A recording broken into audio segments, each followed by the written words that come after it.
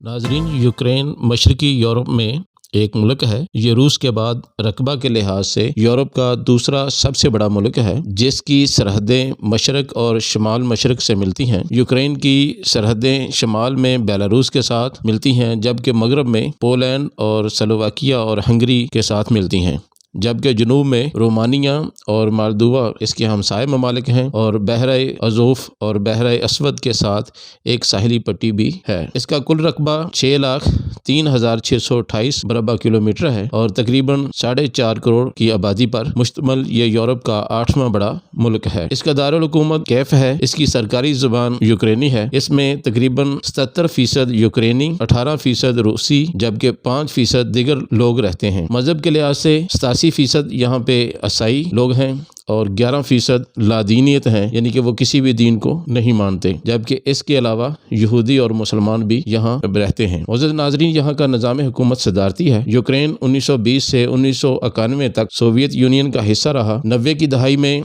जब Soviet union का अरूज डगमगाने लगा तो यूक्रेन इन से पहले ममालिक में से था जिसने 16 जुलाई 1990 को सोवियत यूनियन से अलहदगी का ऐलान कर दिया। 24 अगस्त 1991 को अपनी खुद मुख्तारी की और मुकम्मल आज़ादी का ऐलान कर दिया। तकरीबन 5 करोड़ के लगभग आबादी पर मुश्तमल ये एक ईसाई मजहब मुल्क यूक्रेन ने आज़ादी तो हासिल कर ली, लेकिन 17% रूसी नस्ल आबादी समेत रूस के लिए नरम गोशा रखने वाले दिगर प्रेशर ग्रुप्स और मगरब की हमायत करने वाले ग्रोहों में तनाज़ात का आगाज हो गया। इस अरसा में रूस और अमरीका के दरमियान सर्द जंग भी जारी रही। रूस को यूरोप में काबू करने के लिए अमरीका ने नेटो के साथ मिलकर लिथुआनिया, पोलैंड और रोमानिया में फौज रख ली और हथियार नस्ब कर दिए। इनमें 3 ममालिक की सरहदें यूक्रेन से जुड़ी हुई हैं। 2014 में यूक्रेन के सदर विक्टोरिया यानुकोविच थे, जिनका झुकाव रूस की तरफ था। उन्होंने रूस की हमायत हासिल करने के लिए यूरोपीय यूनियन से मुंसलिक होने का माहदा मुस्तरद कर दिया, जिसके बाद बड़े पैमाने पर एहतजाज शुरू हो गए। इस एहतजाज की नतीजे में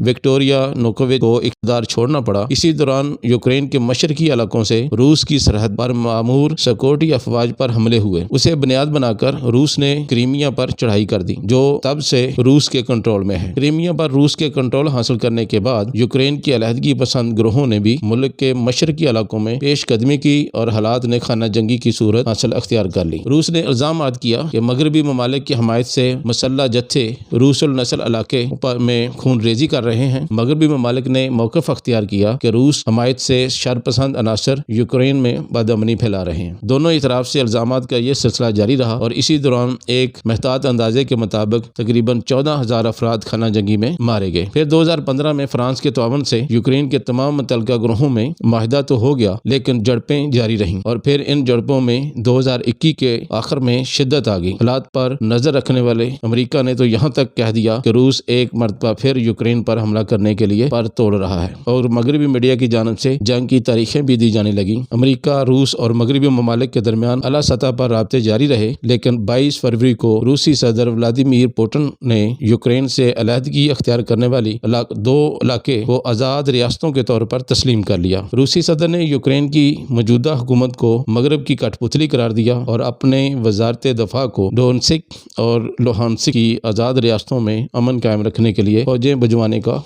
हुक्म दिया। रूस के इस इकदाम से सबसे शदीद रद्द-ए-अमल रवायती हरीफ अमेरिका ने दिया और रूस पर पाबंदियां भी आयद कर दी। रूस के सदर पुतिन को खदशा है कि मगरबी ममालिक से बढ़ते हुए तआवुन की वजह से यूक्रेन रूस के खिलाफ नेटो के मजाइल का लॉन्च पैड बन जाएगा। रूसी सदर ने यूक्रेन के सदर को कई बार नेटो इत्तेहादी बनने से मना भी किया। आखिरकार 23 फरवरी 2022 को जब यूक्रेन के सदर ने रूस के सदर की बातों की तरफ तवज्जो न दी और नेटो का इत्तेहादी बनने का ऐलान कर दिया, तो 23 फरवरी 2022 को रूस ने यूक्रेन पर हमला करके जंग का आगाज कर दिया। एन उस वक्त पाकिस्तान के वजीर आज़म इमरान खान भी रूस के दौरे पर जा रहे थे। इस दौरान पाकिस्तान के दुनिया की नजरें पाकिस्तान के वजीर आज़म की तरफ थीं। पाकिस्तान के वजीर आज़म इमरान खान ने किसी किस्म का दबाव कबूल नहीं किया और अपने दौरे को मुकम्मल किया। जिंदगी सबसे कीमती शय है और हम पाकिस्तानियों ने न सिर्फ मुल्क बल्कि दुनिया के अमन के लिए बेतहाशा कुर्बानियां दी हैं। पाकिस्तान कभी भी नहीं ये चाहता कि किसी भी इंसान का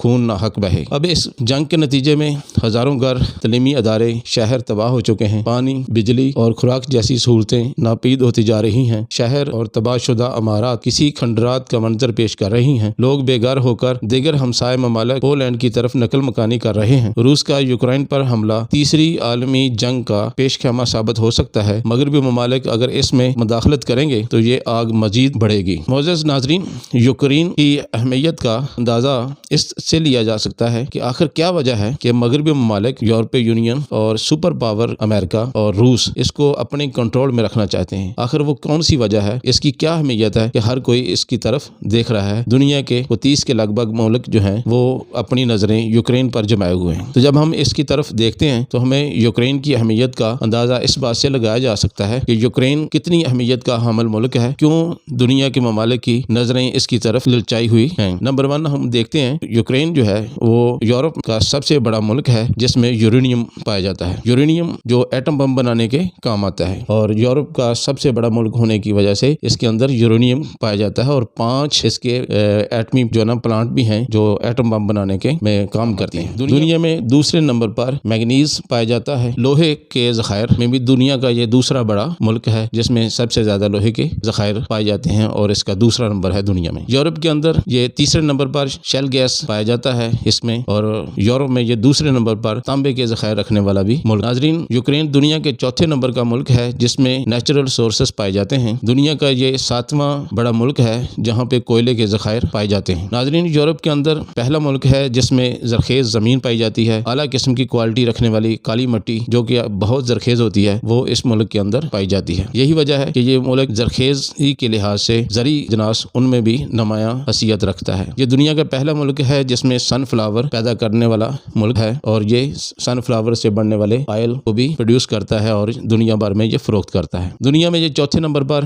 باجرہ پیدا کرنے والا اور بیچنے والا ملک ہے۔ دنیا کا یہ 3rd نمبر پہ مکئی رکھنے والا ملک ہے جہاں پہ یہ دنیا بھر میں مکئی کی فروخت بھی کرتا ہے اور مکئی کو پیدا کرتا ہے۔ دنیا کا یہ 4تھا نمبر پر آنے والا ملک ہے جہاں پہ آلو کی کاشت جو ہے وہ دنیا کے 4تھے نمبر پر یہاں پہ پائی جاتی ہے۔ دنیا کے 8ویں نمبر پر یہ گندم پیدا کرنے والا اور ایکسپورٹ کرنے والا ملک ہے۔ یہاں پہ انڈے کی پیداوار میں یہ 9ویں نمبر پر اس کا شمار میں ہوتا ہے۔ دنیا کے تقریباً 600 ملین کے لگ بھگ لوگوں کو یہ کھانے پینے کی ضروریات یہ ملک پورا کرتا ہے۔ معزز ناظرین، اگر ہم دیکھیں نقشے کی اہمیت کے لحاظ سے، جب ہم اس کو نقشے کو دیکھتے ہیں یوکرین کے، تو اس حساب سے ایک تو یہ ہے کہ اس کا اپنی اہمیت ہے اس لحاظ سے، اور دوسری یہ کہ اس کے ساتھ روس بارڈر جو لگتی ہے یہ یوکرین کی، یہاں پہ سمندر ہے، اور اس سمندر کی وجہ سے روس کے پاس جو ہے وہ دنیا کا تقریباً 35% گیس ہے، جو روس چاہتا ہے کہ اس سمندر کے ذریعے وہ دنیا میں اپنی گیس کو جو نا سپلائی کرے۔ تو اس لیے روس کے لیے بھی یہ بہت اہمیت رکھتا ہے تاکہ وہ اس بندرگاہ کے ذریعے اس سمندری راستے سے دنیا بھر میں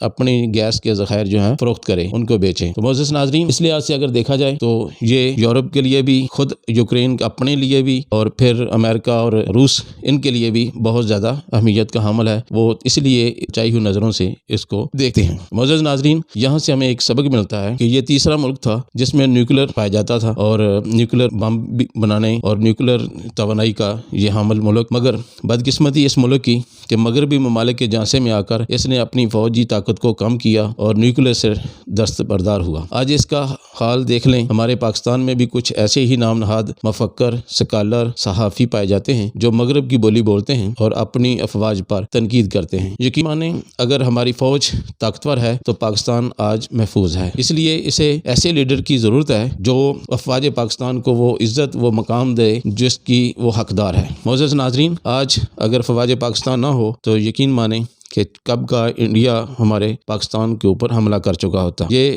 ہمارے پاس ایٹمی قوت، دفاعی ساز و سامان اور فوج کا دن رات اس کی طرف محنت، لگن اور ذوق و شوق کے ساتھ اپنی قربانیاں دینا اور شہادتیں پیش کرنا اور ملک کی دفاعی صلاحیت کو مزید بڑھاتے رہنا ہی ہمارے حق میں بہتر ہے۔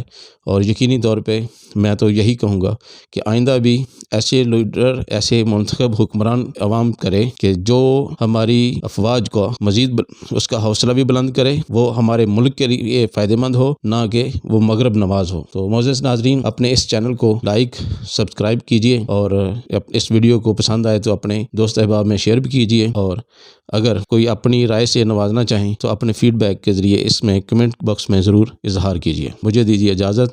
اللہ حافظ۔